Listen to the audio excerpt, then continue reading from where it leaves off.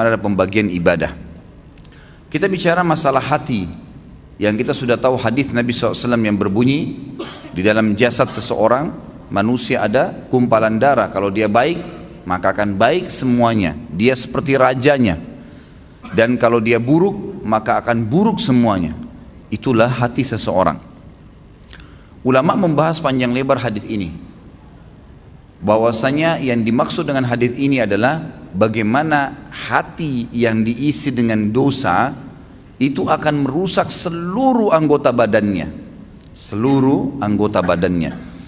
Jadi kalau misal ada satu saja penyakit hati, apa saja sifatnya, baik itu riya kah, iri dan dengki kah, apa saja, maka dipastikan itu akan merusak anggota tubuh dia. Artinya dari sisi penampilannya pun akan terganggu. Mukanya, paras wajahnya akan berubah.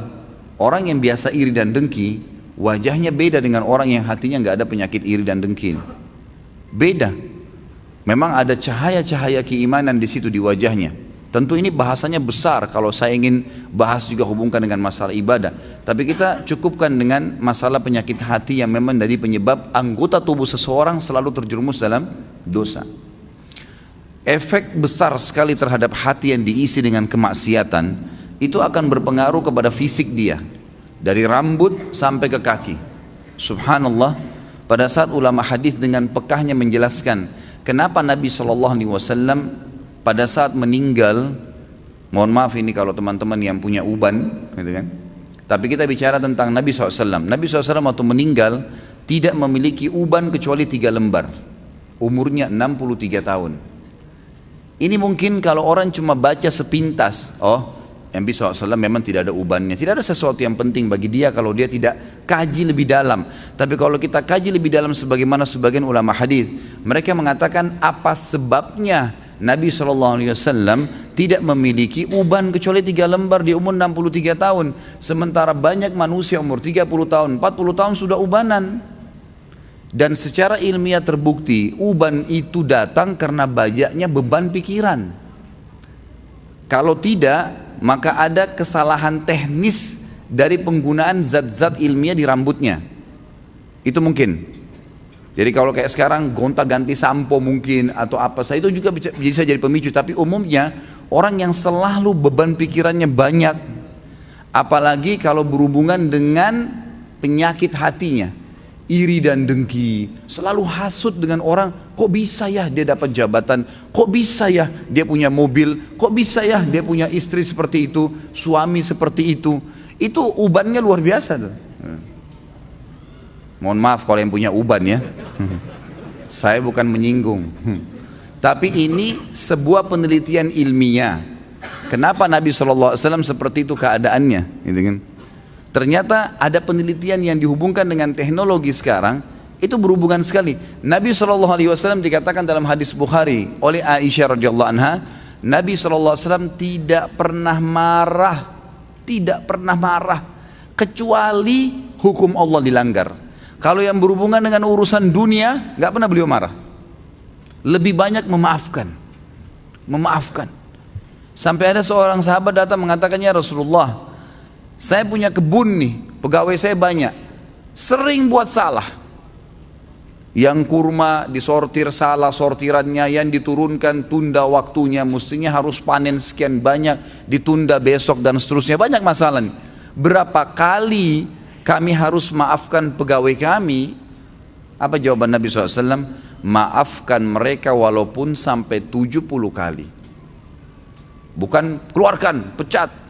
Nabi SAW lebih lari kepada masalah memaafkan. Ternyata orang kalau lebih mendahulukan untuk sudahlah maafin, ya sudah ikhlaskan, semua berhubungan dengan masalah hatinya ini, itu berpengaruh kepada organ tubuh semuanya. Subhanallah, ketegangannya gitu kan, stres, semuanya itu akan hilang karena dia pelongkan.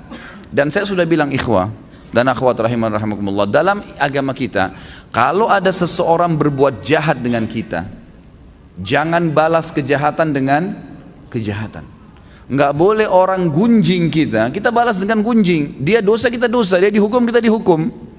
Sementara saya sudah bahasakan sering di pertemuan kita, dosa itu pasti punya efek jera yang besar. Kalau kita mencuri 1.000.000, hukumannya bukan Allah akan ambil 1.000.000 dari kita, tapi Allah akan buat kita masuk rumah sakit dibiayai 100 juta. Efek jera dari 1 juta yang dicuri. Sejam berbuat zina, Allah bisa menghukum dia dengan sebulan sakit. Mungkin dia sempat menendang seseorang karena dia anggap dia punya power, atau seekor kucing yang jalan di jalanan karena menganggap iseng, kucing itu nggak ada apa-apanya, nggak bisa melawan saya, ditendang. Pastikan efek jerahnya, satu waktu dia jalan dengan sepatu bagus, jalanannya bagus, kakinya keseleo, 2 minggu sakit. Efek jerah dosa itu besar, gitu kan? Jadi jangan sampai kita menganggap orang buat dosa itu oke-oke saja. Atau antum pernah punya peluang berbuat dosa, misal satu waktu pernah peluang bisa berzina nih dengan seorang wanita yang antum sangat kagumi, atau seorang akhwat kita punya peluang berzina dengan seorang ikhwah yang dikenal dengan kagumi, lalu kemudian tidak jadi. Syaitan membisikkan kita, coba dulu saya zina aja ya, yang penting saya sudah zina dengan orang yang saya cintai, yang saya sukai, toh saya juga sekarang bisa taubat. Keliru.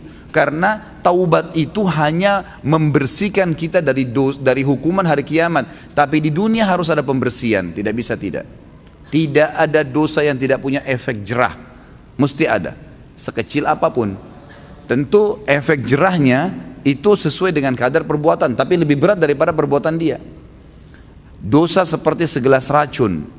1 gelas racun ini sebenarnya secara medis bisa diobati dengan susu, karena susu minuman yang steril, bisa mengobati racun yang masuk dalam tubuh. Tapi pertanyaannya, apakah 1 gelas racun bisa diobati dengan 1 gelas susu?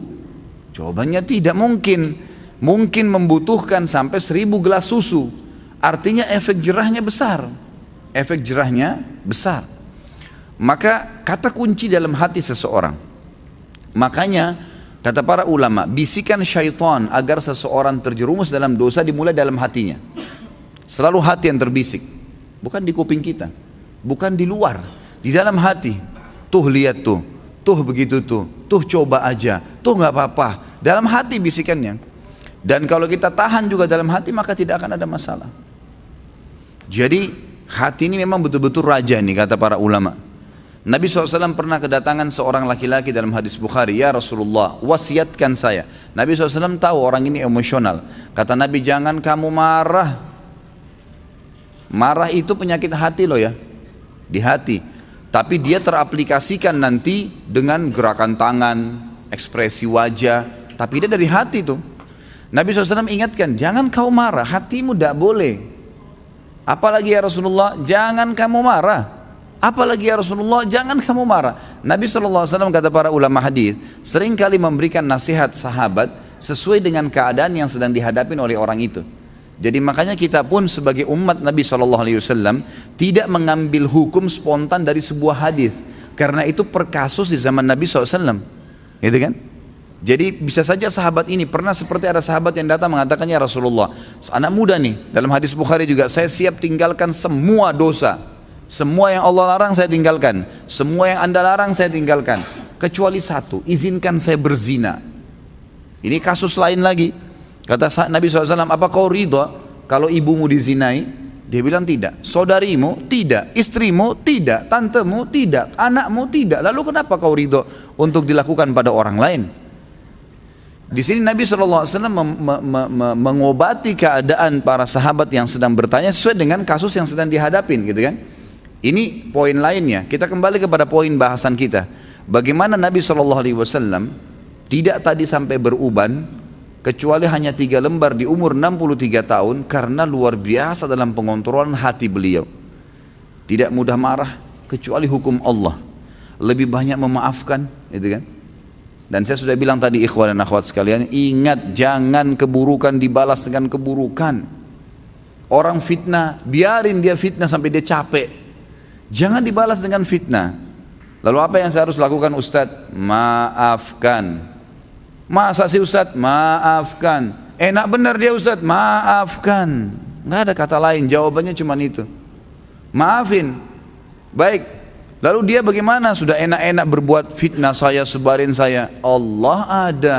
Allah subhanahu wa ta'ala itu kita yakini sebagai orang beriman, Sami', maha mendengar, Basir, maha melihat, Alim, maha mengetahui. Gak usah khawatir. Hukum yang telah Allah turunkan, setiap orang yang berbuat dosa pada Allah, dia kalau tobat Allah ampuni. Tapi kalau dosa berhubungan dengan hak makhluk, manusia, maka dia harus tobat kepada Allah dan meminta maaf kepada manusia yang dia buat salah. Gunjing, fitnah, mencuri, merusak nama baik. Jadi kalau kita begitu difitnah, langsung awalnya kita maafin, udah deh saya maafin. Allah mengatakan wal afina anin nas, hati kita steril kembali tuh. Kita mendapatkan pahala karena menjalankan perintah Allah dan Rasulnya, gitu kan? Dan dia selama dia dalam hukum Allah yang kita yakini, dia selama tidak minta maaf dengan kita, hukuman Allah tetap datang pada dia. Gak usah khawatir, gitu kan? Apa yang kita mesti khawatirkan? Toh dia akan dihukum sama Allah kok. Orang tadi yang menendang kucing dengan menganggap oh kucing ini nggak bisa buat apa-apa, pasti Allah SWT datangkan hukumannya. Jadi kalau antum tiba-tiba jalan baik-baik saja, sepatunya baru, jalannya bagus, tiba-tiba keseleo, coba muhasabah tuh. Biasanya kata ulama, Allah Subhanahu Wa Taala pada saat mendatangkan sebuah hukuman kepada seorang hamba, itu Allah lintaskan di benak dia dosa yang dia lakukan. Subhanallah. Misal ada orang tadi keselio, pada saat dia keselio, aduh sakit, itu terlintas pada saat itu atau beberapa saat setelah itu, apa yang menjadi penyebab dia keselio? Kalau dia jeli dia bisa tangkap tuh. Oh ternyata dulu pernah ada orang yang saya tendang nih, pernah mencuri sepatu, pernah apalah gitu kan, pelaku-pelaku yang dilakukan, maka datang hukuman tersebut. Orang kalau masuk rumah sakit tiba-tiba kemudian dirawat di rumah sakit selama 3 hari harus dirawat, demam berdarah atau penyakit apa saja ya. Kemudian dia pada saat sakit pastikan kalau dia peka, kalau dia kembali kepada Allah, dia bermuhasabah, ya Allah ini apa penyebab dosa saya bertobat sama kamu kalau seandainya ada perbuatan salah, itu pasti terlintas di benaknya apa penyebabnya tuh. Misal tiba-tiba dia teringat, oh dulu pernah dia minum khamar, oh dulu pernah dia buat sesuatu yang haram, terlintas tuh istighfar kepada Allah, gitu kan. Seperti itu. Jadi hati memang betul-betul dikatakan sini mahkota. Dan saya lupa ya, saya tidak tahu apa saya pernah sampaikan di pertemuan lalu atau sebelumnya tentang masalah bagaimana hati itu, teman-teman sekalian, betul-betul harus disterilkan. Seperti sebuah ruangan yang steril sekali, hati itu. Kalau hati ini antum buka seperti ruangan, sebuah ruangan, jendelanya terbuka, pintunya terbuka. Di dalam ruangan berserakan tulang-tulang bekas makanan, baju kotor, makanan-makanan yang sudah basi. Apa jadinya ruangan itu? Masuk serangga dan binatang enggak? Hah? Masuk enggak? Kok cuma ngangguk-ngangguk? Hah? Masuk kecoak, masuk nyamuk, masuk lalat, masuk burung, masuk anjing, beragam macam. Tapi kalau ruangan itu bersih, ditutup jendela dan kacanya, maka tidak akan ada masuk apa-apa. Bahkan tidak ada nyamuk seekor pun, gitu kan. Ruangannya bersih, steril, dipel, disapu, pasangin AC yang bagus, kacanya rapat, pintunya rapat, ada pewanginya, nyaman kita di situ. Ini kalau saya bahasakan seperti hati manusia. Kalau ada penyakit di dalam seperti banyaknya tulang-tulang bekas makanan tadi itu akhi dan ukhti, sedikit-sedikit antum hasut sama orang, sedikit-sedikit antum merasa kenapa orang ini lebih hebat dari saya, kenapa orang ini lebih gagah dan lebih cantik, kenapa orang ini begini, kenapa orang ini, terus dibawa dengan penyakit hati. Maka seperti hati tadi yang penuh dengan ruangan yang penuh dengan barang-barang yang rusak tuh, baunya nggak enak. Dan lebih parah lagi ada orang dijaga sama dia, penyakit hatinya itu dijaga, dibiarkan dengan cara juga pintu hatinya terbuka. Jadi dia tidak taubat kepada Allah, tidak ditinggalkan, maka setan-setan pada datang tuh, terus menerus datang. Maka harusnya memang ditutup, dirapiin, dipel, dibersihin, steril, kita akan nyaman di situ. Makanya Allah Azza wa Jalla mengatakan dalam Al-Quran, salah satu ciri orang yang akan selamat hari kiamat dengan mudah, bahkan saya bisa bahasakan selamat masuk surga tanpa hisab, Allah mengatakan illa man atallaha biqalbin salim, orang yang datang kepada Allah hari kiamat dengan hati yang bersih, steril, nggak ada apa-apa di situ. Ingat, terus saya ulangi, ingat ikhwan dan akhwat sekalian, jadikan sebagai peringatan bahasa ini, jangan pernah siapkan musuh yang akan berhadapan dengan antum di hari kiamat. Dan yang kedua, jangan pernah beratkan timbangan dosa kita. Itu dua hal antum jaga. Sibukkan diri, lawannya tuh, supaya punya teman yang bisa membantu memberikan syafaat hari kiamat tuh. Artinya berteman dengan orang-orang saleh, jangan orang-orang buruk. Jangan pernah punya masalah dengan orang lain. Sudahlah, gitu kan. Sangat luar biasa kita bersihkan hati itu. Dan juga yang kita sibukkan sehari-hari adalah amal soleh yang memberatkan timbangan amal soleh kita nanti hari kiamat. Jangan dosa yang justru bermasalah buat kita nanti di hari kiamat. Harusnya kita faham poin-poin seperti ini. Para ulama salaf dulu, mereka itu kalau berbicara ikhwah dan akhwat sekalian, mereka hanya mengucapkan kata-kata yang berbau nasihat, berzikir, membaca Al-Quran, atau menanyakan kabar orang lain. Berputar di 4 hal ini. Nggak ada yang lain. Nggak pernah gunjing, nggak pernah fitnah, nggak pernah menghina, nggak pernah kata kasar, nggak pernah. Kata Nabi SAW, laisal mu'minu bit-ta'ani walal la'an. Bukan sifatnya orang mukmin itu ta'an, suka mencaci maki orang, menuduh orang, menyalahkan orang lain, menghina dengan kata kasar dan seterusnya. Dan juga la'an, suka ya mendoakan keburukan bagi orang lain. Baik Ustaz, kalau ada orang kebetulan punya kelebihan di hadapan saya, jabatannya lebih bagus, fisiknya lebih sempurna, secara materi lebih mapan, lebih pintar, apa yang saya harus lakukan? Renungi hadis Nabi SAW yang berbunyi, manusia 4 tingkatan. Yang pertama, Allah berikan kepadanya ilmu dan harta. Luar biasa, sudah cerdas, gagah, pinter, gitu kan? Kemudian kaya raya. Dan kata Nabi SAW, dia habiskan keduanya di jalan Allah. Ilmunya diajarkan, kemudian juga hartanya diinfakkan. Datang golongan yang kedua, yang Allah berikan kepadanya harta. Diberikan ilmu tanpa harta. Berilmu, faham ilmu agama, tapi keadaan ekonominya biasa. Dia lihat orang yang punya kelebihan nih, apa yang dia lakukan? Dia mengatakan, ya Allah, kalau engkau memberikan kepadaku seperti kau berikan kepada dia, aku akan lakukan seperti dia atau bahkan lebih. Kata Nabi SAW, fahuma fi ajri sawa, dua-duanya akan sama pahalanya. Karena memang yang kedua ini nggak punya harta, maka dia hubungkan itu dengan tekad yang kuat, niat yang baik kepada Allah SWT. Kalau dia dikasih, dia akan lakukan. Allah dengan kemahaadilannya berikan. Si yang pertama nggak dizalimi, dia dapat semuanya. Tapi yang kedua diberikan kelebihan oleh Allah SWT karena tekadnya yang baik. Golongan ketiga, orang yang Allah berikan kepadanya harta tanpa ilmu, nggak ada ilmunya, kaya raya tapi luar biasa, cuma nggak tahu mana halal mana haram, nggak pernah tahu masalah urusan akhirat, ada surga dan neraka, nggak pernah berpikir kalau mati di alam barzah nanti akan ada masalah kalau dia banyak dosa. Diberikan, dihabiskan hartanya di jalan kemaksiatan kepada Allah, bangun diskotik, bar, sibuk dengan itu. Kemudian datang golongan keempat, ini yang luar biasa ya. Kejahilan yang luar biasa. Jangan jadi golongan ketiga aja, nggak boleh, apalagi golongan keempat. Orang yang tidak dikasih ilmu, nggak dikasih harta, miskin, ya kan gitu, dan juga tidak ada, bodoh, nggak ada ilmunya. Yang dia jadikan tolak ukur bukan golongan pertama sama kedua, tapi golongan ketiga. Orang kaya raya yang bangun hotel sana sini banyak kemaksiatannya, diskotik dan seterusnya. Orang-orang yang banyak tiap hari bermaksiat kepada Allah SWT, lalu dia bilang, kalau saya punya harta seperti dia, saya akan buat yang sama. Maka kata Nabi SAW, fahuma fi wazri sawa. Ini orang ini sama-sama dosanya.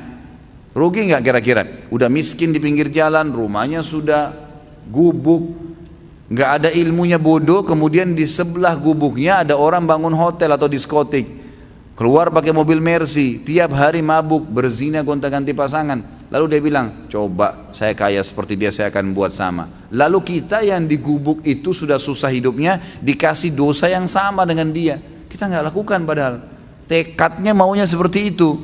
Maka ini kata Nabi SAW, fahuma fi wazri sawa, ini sama dosanya. Jadi selalu jadi tolok ukur orang yang berprestasi dan baik, Allah berikan kebaikan-kebaikan padanya, lalu dia habiskan di jalan Allah. Yang kedua yang kita harus lakukan, berdoa kepada Allah Subhanahu. Tadi bertekad ya, yang pertama. Yang kedua kita berdoa. Saya bilang begini ikhwan dan akhwat sekalian, kalau ada orang yang Allah berikan kelebihan, apapun kelebihan yang kita tahu itu, ilmu kah, materi kah, ya, kelebihan fisik lah, apa saja. Maka saya bilang, misal ada teman saya Ustadz ganteng, ada teman saya cantik, ada teman saya pintar, ada teman saya kaya. Apa yang saya harus lakukan? Bertekad melakukan perbuatan seperti apa yang dia lakukan kalau positif di jalan Allah. Dia bersedekah, kita juga bertekad seperti itu. Dia lakukan apa saja, memang kita tidak punya kemampuan untuk melakukannya, maka kita tekadkan untuk itu, diniatkan dan dilakukan. Kalau betul-betul tekad ya, niat yang diikuti dengan tekad. Jadi kalau betul-betul ada harta memang dia akan keluarkan. Yang kedua, mendoakan dia, ini yang jadi saksi bahasan nih, memperbaiki hati kita. Mendoakan dia agar Allah tambahkan kelebihan itu. Ada orang gagah dan cantik, semoga ya Allah engkau berikan dia lebih baik daripada itu. Lebih sudah kaya, ya Allah berkahi rezekinya. Kalau dia sudah pintar, ya Allah berikan kepintaran tambahan. Loh kok bisa Ustaz? Dia udah kaya kok, dia udah gagah, dia udah cantik, dia udah pintar, ngapain saya doakan lagi? Dengarkan hadis Nabi SAW, hadis sahih riwayat Imam Muslim. Kata Nabi SAW, siapapun mendoakan saudaranya Muslim, maka di atas kepalanya malaikat berkata, walaka mithluhu walaka mithlu. Kau akan dapat sama, kau akan dapat sama. Artinya kita bilang, ya Allah berikan dia kekayaan, sebenarnya kita sedang mendoakan diri kita sendiri. Dan doa ini diaminkan oleh malaikat yang langsung berhubungan dengan Allah Azza wa Jalla. Artinya kita kalau lihat orang kaya, ya Allah berkahi ya Allah, kita sedang minta diberikan kekayaan, tambahkan kekayaan dia. Kita minta tuh.